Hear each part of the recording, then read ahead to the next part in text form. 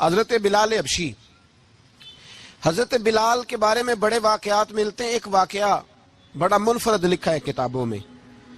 حضرت بلال سے لوگوں نے کہا آپ نبی پاک سے متاثر کیسے ہوئے؟ تو جناب بلال کہنے لگے میں زیادہ لوگوں کو، مکے کے لوگوں کو جانتا ہی نہیں تھا، جو کہ میری ڈیوٹی تھی گھر میں کام کرنے کی، اور مجھے سخت سزا ملتی تھی امیہ بن خلف کی طرف سے. بلکہ تحقیق یہ ہے کہ یہ عبداللہ بن جدان کے غلام تھے. امیہ بن خلف نے تو جب انہوں نے کلمہ پڑھا تو پھر خریدا. عبداللہ بن جدان کہنے لگا میں فارغ نہیں، آپ لے لیں، آپ اس کو سزائیں دیں.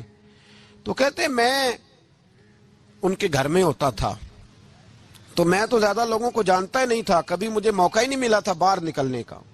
ہماری غلاموں کی کوئی زندگی نہیں ہوتی تھی. آج تو ہر آدمی کہتا ہے نا میں کچھ چودھری سے لے کے کھاتا ہوں. یہ جو تیرے اندر حوصلہ ہے نا، یہ میرے رسول نے تجھے عطا فرمایا ہے، یہ میرے نبی نے تجھے دیا ہے، ورنہ تو غلام بکا کرتے. یہ حوصلہ تجھے رسالت مآب نے دیا ہے. حضرت بلال کہتے ہیں میں ایک دن مجھے بخار چڑھ گیا بڑا تیز، میں لوگوں کو جانتا نہیں تھا. فرماتے مجھے تیز بخار چڑھ گیا تو ٹھنڈ بڑی سخت تھی. میرے مالک نے مجھے کئی کلو جوں دیے پیسنے کو چکی پہ. کہتے میں بیمار تھا تو میں نے کچھ دوائی لی جو اس وقت موجود ہوتی تھیں، تو میں نے ایک لحاف لیا، دودھ پیا تو مجھے نیند آ گئی. جب میں سویا تو میرا مالک آ گیا.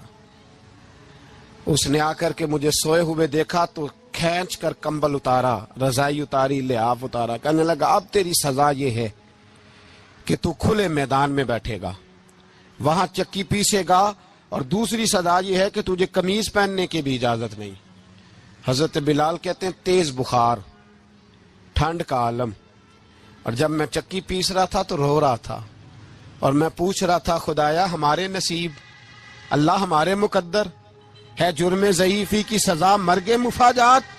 سیدنا بلال حبشی رضی اللہ تعالیٰ عنہ فرماتے ہیں میرے دروازے کے قریب سے رسول پاک گزرے اور مجھے ہائے ہائے کرتے دیکھا تو دستک دی.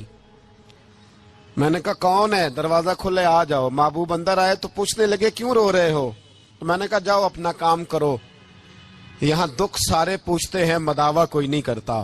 یہاں تقریریں سارے کرتے ہیں، حقوق غریباں پر بات سارے کرتے ہیں، مداوع کوئی نہیں کرتا. جاؤ اپنا کام کرو. کہتے ہیں میں نے سخت جملے کہے معاذ اللہ. حضور چلے گئے، اور جب حضور جا رہے تھے تو میں کہہ رہا تھا بس جا رہے ہو نا، میں نے پہلے ہی کہا تھا جاؤ. کہتے ہیں قربان جاؤں. تھوڑی دیر گزری تو اللہ کے رسول کے ہاتھ میں گرم دودھ کا پیالہ تھا، کھجوریں تھیں. حضور تشریف لائے اور کریم رسول نے مجھے کھجوریں دی، دودھ پلایا اور کہا چل جا کمبل میں بیٹھ جا. تو میں نے کہا چکی کون پیسے گا؟ وہ تو بڑا مارے گا. کہتے ہیں لوگو اس نبی کا میلاد اور معراج بھول نہ جانا، اس رسول پاک کی محبتوں میں کمی نہ آنے دینا، اس محبوب کا نعرہ ساری دنیا میں لگا دینا. فرماتے ہیں میرے حبیب کے میں قربان جاؤں.